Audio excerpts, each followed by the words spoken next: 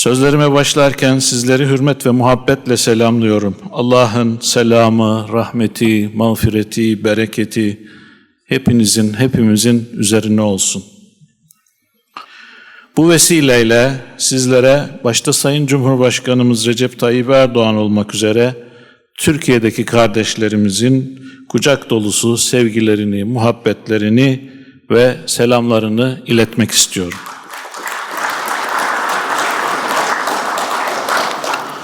Değerli kardeşlerim, bütün insanlar için can, mal, akıl, nesil ve din özgürlüğünü temin eden barış ve merhamet dinidir yüce dinimiz. Bu sebeple İslam'ın cihanşumul ilkelerini kendilerine rehber edinen Müslümanlar, geçmişten günümüze dünyadaki herkesin onurlu, özgür ve insanca bir hayat yaşama hakkını savunmuşlardır. Bu uğurda çalışmayı Allah'a ve insanlığa karşı bir sorumluluk olarak görmüşlerdir.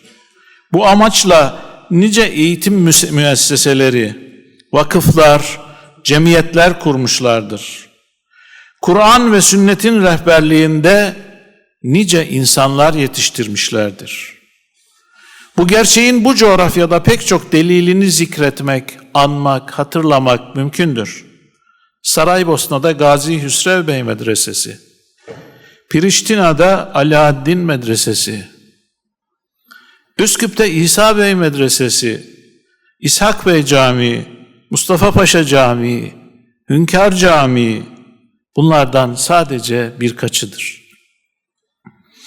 Bunların her biri hem birer ibadethane olarak Müslümanlara hem de birer medrese ve vakıf olarak tüm insanlığa hizmet vermişlerdir.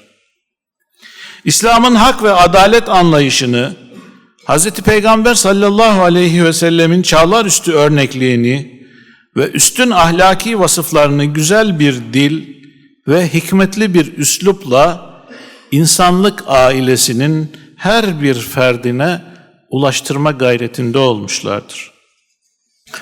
Böylece İslam'ın ilim ve irfan, adalet ve merhamet, iyilik ve ahlak anlayışı Balkanlara bir ruh kazandırmıştır. Bu ruh bugün tüm farklılıkları bir araya getiren görünmez bir bağ olarak hala dimdiri, canlı ve varlık göstermektedir. Bizlere düşen bu tarihi bağı korumak, muhafaza etmektir. Bizleri bir arada tutan değerlere sahip çıkmaktır. Onları insanlığın en değerli mirası olarak geleceğe taşımaktır. Bu bağlamda kurumsal yapısını oluşturmuş ve yetkin insan kaynağına sahip dini idarelerimizin varlığını Balkan coğrafyası için çok değerli bir imkan olarak görüyoruz. Bölge ilkelerinin dini idare teşkilatlarının eğitim, kültür, aile, gençlik ve yayıncılık gibi alanlarda işbirliğini yapmasını önemsiyoruz. Bu bakımdan kıymetli dostum Şakir Efendi Fetai ile toplantının konusu olarak Balkan ülkelerinde birlikte yaşama kültürünün güçlendirilmesinde dini birliklerin rolü ve etkisi olarak belirledik. Zira İslam'ın hak ve adalet anlayışının farklılıklara saygı ve müsamaha yaklaşımının hayata taşınması özellikle günümüzde büyük bir önem arz etmektedir. Bu sorumluluk bugün hepimizin omuzlarındadır. Onun için dini idare başkanları olarak bizler istişare mekanizmalarımızı sürekli açık tutmak zorundayız. Birlikteliğimize engel olacak şeylere karşı son derece dikkatli olmalıyız. İşbirliğimizi geliştirmeli ve özellikle din eğitimi ve din hizmeti alanında müşterek çalışmalara hız vermeliyiz. Birlikte yaşama hukukuna ve ahlakına dair hem Balkanlarda hem de bütün dünyada önemli bir farkındalık oluşturacaktır. Değerli kardeşlerim, bu vesileyle son derece önemsediğim bir başka hususu da dikkatlerinizi çekmek isterim. Biliyorsunuz, bugün dünyanın pek çok bölgesinde Müslüman varlığına ve İslami değerlere yönelik sistematik baskılara, saldırılara şahit oluyoruz maalesef.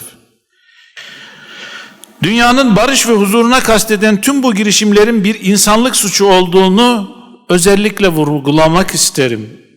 Dolayısıyla tüm inanç mensuplarının bu baskıcı, dışlayıcı, ötekileştirici zihniyete karşı birlikte hareket etmeleri, işgal ve katliamlara karşı omuz omuza mücadele vermeleri, barışa susamış tüm dünya toplumları için hayati bir önem arz etmektedir.